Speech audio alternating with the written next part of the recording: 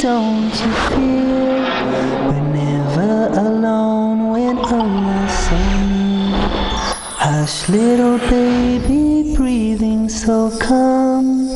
He'll protect us all and keep us from harm. Hush, little baby, still and serene. You are a Muslim, Islam's your deen. Hush, little baby, pure and small. Of Allah, the most merciful, the most compassionate. We are in a new episode, although it falls under the same theme, which is, can we teach effectively? Or do our teachers teach effectively or effectively? Yes, this is the main theme. However, the subtopic of today is a little bit different. Before I step into it, I say it, I remember something from last time that we said that it's not enough to be specialized in the subject matter that we talked about now. This is not enough. You need to know other things to be a good teacher. You can have a person who is very skillful in his subject matter, but he does not know how to teach them. And that's why sometimes when they recruit teachers, they insist on seeing how teachers act in class, right? So they know that they don't see the subject knowledge from interacting in the class, but they see other elements. These things that we are talking about, okay, they measure them. What else? Can I say that the brothers section is more active than the sisters section? A teacher should be good learner. A good learner, okay. From what we have learned. How would you prove this from what we have learned? Maybe she's observing other teachers teaching. No, from what we already studied here. How can you prove your point? This is a very good point. Should be a good learner. Yes. What else? Teachers should always encourage the students to decide for themselves rather than assigning work to them always. Okay, this is something very good. We didn't talk about it very clearly. A teacher should encourage a student, but he or she should leave. Encourage, but give them options, give them choices. Don't force them, right, to go the way that you like. Give them opportunity. And that's why one simple thing for that is that you give a list of questions, 20 questions, and ask the students, answer only 4, or answer 3 of them. So they have the right to choose. Okay? Good. The teacher should be able to plan his lessons well. Okay, we didn't come to this yet, but we mentioned part of it. Definitely planning a lesson is quite obvious. Yeah. And he should be able to differentiate between what subject needs what percentage of the 3 bifurcations of knowledge, concept and skill. He should be able to differentiate between that. This brings a new point. But before I say this new point, I have a request from you. I know it's a long day for you. I know that you should be in vacation. But I would request something from you, brothers and sisters. I'm going to mention point number 5 now. But I want you, when you go home, you think of a design, a graphic design, how to combine all these 5 things that we learned today in a graphic design to make it simple for others, or to make it even simple for you to remember. We will forget very quickly.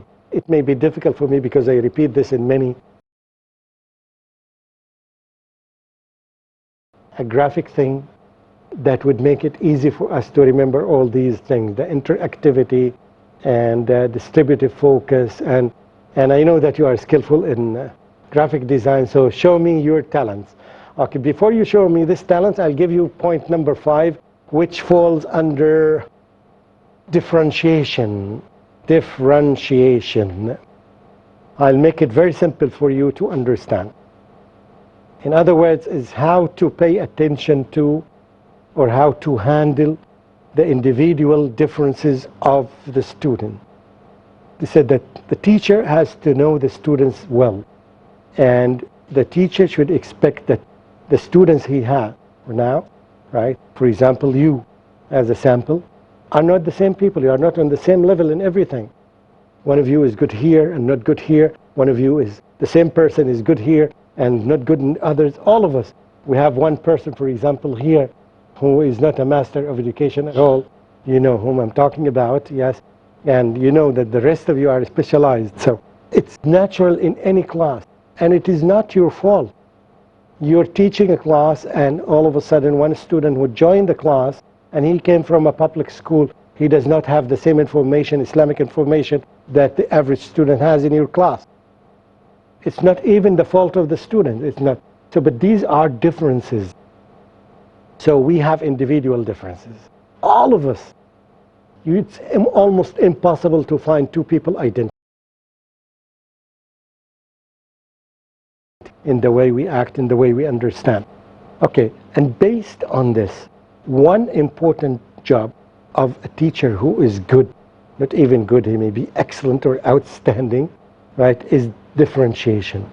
He makes differentiation in his or in her teaching in the classroom. He does not deal with all students the same, right? A simple example of this. If you know that this student memorized 5 surahs and the other students memorized 20 or 22 verses or chapters, so they know more than him. So when you ask him, don't ask him, right? It becomes very difficult for him to memorize surah number 24 or 20. Why? Because he didn't go into these series of surahs. So when you ask him questions, select the question that would match his ability. You are reviewing, so select the question, and when you ask a question to him, direct the simple question or the question that are related to his background. So that means that a teacher, this is one of the toughest things for the teacher, is to know his or her students well. To know that they are skillful in this and this and this, but here they are not skillful, right? And this also related to differentiation. If you know that this student needs help in the memorization of the Quran, so you need to address this special need, because now he has a special need, which is he needs to memorize more in order to reach the same level. So this requires a remedial work. How to do this remedial work? This is something different. Yes, we may talk about it yes, in details later. One example is that you can make extra lessons, right? One example is that you, for example, one of the good students in the classroom, when he finishes, for example, his work very quickly, you can let him sit with this student separately. You can isolate them and he can help him to memorize. Yes, you can do different things and you can think of different things. But the most important thing is that you make this differentiation. As we mentioned, that you look at, yes, distributive focus, 3 things. We will use number 3 again here. Look at your students. They are in 3 categories. The high achievers or the quick learners, right? Or the high ability students versus what? Versus the low ability students or the slow learners or whatever you call them. And in the middle, the majority. Usually 15 of them, or close to this number, 15 fall in the middle, the average student. And only few are on the top. This is the bell. You know the bell form? This is it. Very few people here and there, and the majority of them are in the middle. 15 or more students are in the middle, and only 2 or 3 here or there. Okay. But these are key figures in the classroom.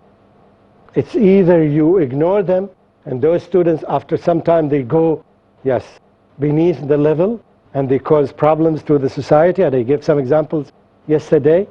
And those ones, if you don't care for them, right, they will not be able to be leaders. They have the potential to be leaders, but you don't address these potentials. So now, again, the 3 things that you have to program yourself. Now, how can we apply this differentiation in our classroom? How can we do this? Can I hear some?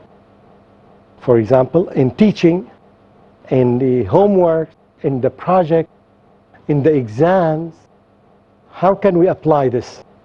If there's no answer, I will answer. If you have some answers, give me the answer. Yes. So while giving the project, I may mix and blend. I may have a gifted child with a slow learner and 2-3 average students. So it's a group of, a balanced group. When we group students in that format, which is one good leader, right? One high. I want you to, yeah. What are we doing if you put them in one group? Yes? I would like to comment. I think we are making the low learners and the average students dependent on the high achiever. Okay, now we are opposing each other. I love that. Give it back to her. So, we want to see a fight, right? Okay? Okay. Before the fight continues, we'll take a break, take our breath, and come back after the break. Assalamu alaikum wa rahmatullahi wa barakatuhu. Hush, little baby, breathing. Bismillah ar-Rahman ar-Rahim. Welcome back after the break. Let's continue the debate, not the fight, okay? So I'll give you a live example. Okay. I teach Islamic studies in the lower classes, and we have a subject called dua translation, the basic daily duas, and I do the translation. The Arabic ustad, they do the dua in Arabic. And there's a group of children, they don't memorize, no matter how much ever you do, give them enforcement or punishment or whatever. So I have blended the class, segregated them, and then as teamwork, the leaders, they make the others study. But I want you to listen, all of you. This technique is wonderful, but here this is not the target. One of the benefits of this is what we mentioned earlier. Yes, students learn from their peer groups more than they learn from you. Peer teaching. Because of the gap of the age and the culture. They have different culture than you. You cannot communicate with them very well. They communicate with each other very well. And based on this, we make this design, right? So this is a wonderful design when we want to communicate things to the children that we feel that we cannot communicate them. So we divide the students into these groups. However, this does not fall under differentiation. Yes, why is this? The loser in this setting is who? Who is the loser in the setting that she described? Is the high achiever. He is the one who loses.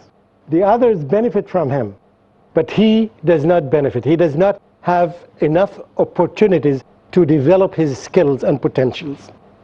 You see what I'm saying? That's why I said that this model, which is good, beneficial in many ways, but it doesn't serve the topic that we are talking, differentiation. In differentiation, we need to put students according to middle achievers, and those are the low achievers, right? We put them together. However, I know that there are many comments here. Please go ahead and now we're talking now. In the middle of my talk, somebody wants to inject something, which is very good. That's what I'm eager for. We want to teach you to do this. We want you to teach students to do the same thing. Yeah. I was just suggesting another way in which everyone, you can cater to different learners by not actually segregating them. Okay. So that they feel like, because when I did that, I had divided the class into 3 groups. Okay. Like blue square, red triangle, and green, and the red triangle was supposed to be the high ability group. Okay. So although the child was in the blue circle according to his ability, he didn't want to be there because he felt very inferior. Okay. So he was not focusing on his ability, he just wanted to be in the red triangle group. Very good. So we can just give them a sheet.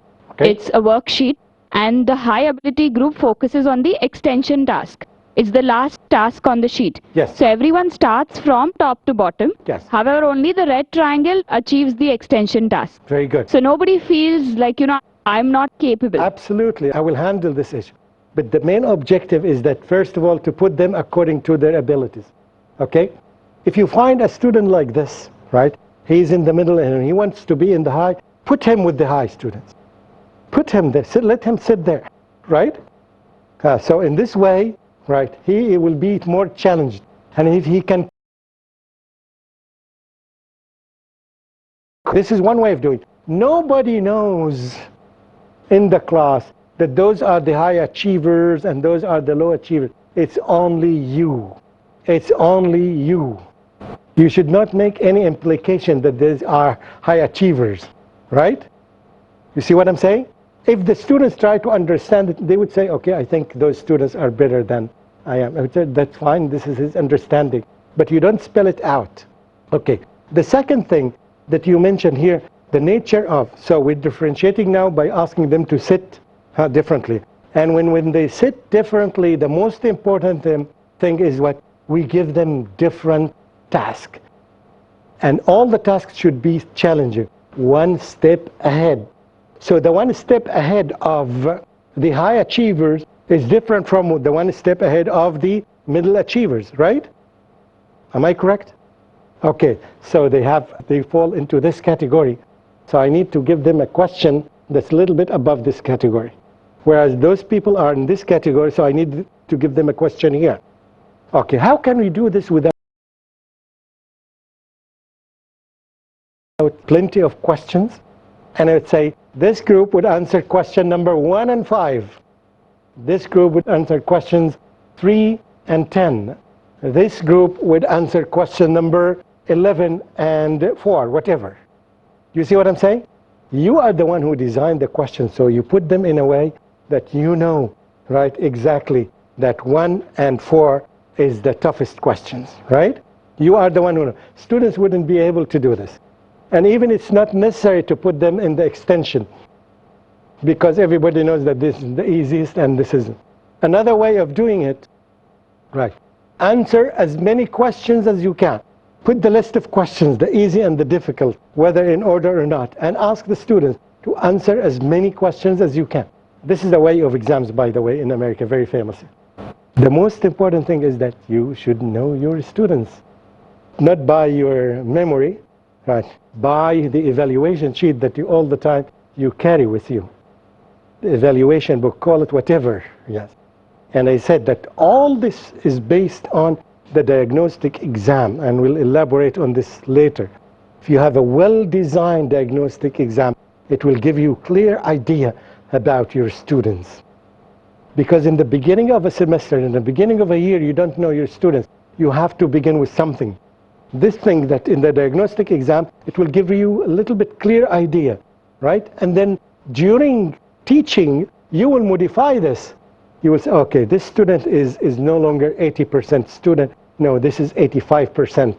So you will write your note beside that. And this sheet of paper that talks about evaluating students, it should always be all scratched. Because you make a comment here, you make, yes, a reference here to the lesson that he perfected or not, or to the skill he perfected or not. And that's why we say that even the diagnostic exam should be classified. Concept, skills. In the homework, again, the same thing, the same list of paper, but I say that you can answer this and this and this, and you can answer this and this and this in the assignment, in the projects that they work. And the concept of projects should be vivid in our minds. Yes, there are some projects that are done in a week, in a semester, in a whole year, and you should have this in your mind. All the time, yes, ask the students to work on a project that you get it from them at the end of the year. And during the year, from time to time, you are meeting with group A or group B or group C from time to time to see what they have done in their project. I took a course in USA, and it was about, okay, just try to think. Take an area of technology and tell us what will happen after 20 years. The whole thing is about this. And every month we meet with the professor, and he would check, yes. And of course, the first paper he would give us 0 in it. He could go, this is rubbish, yeah. Yes, and he would go back, yes, and refine it and come back to him and try to find research. So all the year, he was not teaching anything. This is exactly what he's doing. He's spending most of his time meeting with us to see what we have done, what progress we have done. So you can think like the idea of a magazine, for example, like the idea of coming up with a book. Can you write up a book? Okay, can you make an illustration that explains the relationship between something and something, like what I gave you now, for example? Yes, make a design, graphic design, to explain this concept. Okay, so you have a project that can be done in a week, a project that can be done in semester, another project that can be done, yes, in a year. You can see now that the teacher is no longer the center of knowledge. The teacher, even himself or herself, needs to be equipped with a lot of skills that even he or she may not have. That's why they may ask the principal, we need special workshop in this skill. We need to acquire this skill. Yeah, anybody, comment? So we said that we have to differentiate between them. And now, yes, we want to give, if you don't have any comment? People don't want to make any comment. Please do. I like the first comment between the two sisters. Yes, this is exactly what we. So I want, because this is the old model that they used to tell us differentiation, to make it in that format. And it seems that those who taught us did not understand exactly what differentiation meant. And again, because differentiation is a concept, it's not knowledge. It has to have very clear understanding in our minds. Most of the teachers don't understand this concept, by the way. Or even if they do, they don't know how to apply it in their life. It's related to remedial work. And definitely the assignment that's given to this child should be different from the assignment that's given to another child. Because each one of them would go at his own pace. You try to encourage, you try to push, right? And see, because sometimes when you encourage, you find the student is jumping from here to here to here. And how many times we have heard about students would finish the high schools in 15 years, for example. And some students would finish the university in 2 years, not in 4 years, had they been given the opportunity. Yes, even I designed a whole program of how to graduate Muslim imams or Muslim students in 2 years' time. It's the same amount of knowledge that's taken in 4 years, but under a certain context, you can graduate them in 2 years if you know how to use the time well. There's a lot of losses in our time. Yes, especially, for example, I'm talking about the Arab countries. I'm sorry for the Arabs, but this is exactly what's happening. They take lots of vacations. For example, in some countries, they take the summer vacation in the last few years because of Ramadan. They used to almost 4 months. 4 months loss from the life of every student. Multiplied by the number of students in that country, you can see the amount of management on different levels, beginning in your class, at home, the losses of time that pass from our life. Okay, inshallah, this would be the end of it. And I advise you again to review what we have studied before so that it becomes easy for us to find the link. I think now the link between the 4 elements that we mentioned is clear, right? The differentiation now is based on what? Based on, can you link it with any of the 5 elements? Can you link it with any of the 5 elements, the other 4 elements? Differentiation and variety of teaching methods. A wide variety of teaching methods. We are using a wide variety of teaching methods to address those different levels of students. Okay? So this is just a link between them, and you will understand that there is a link between all of them. It's over now. Thank you again. Assalamu alaikum wa rahmatullahi wa barakatuh. Hush, little baby, pure and small. He created you, he created us all. Hush, little baby, don't you fear. We're never alone when Allah's so near.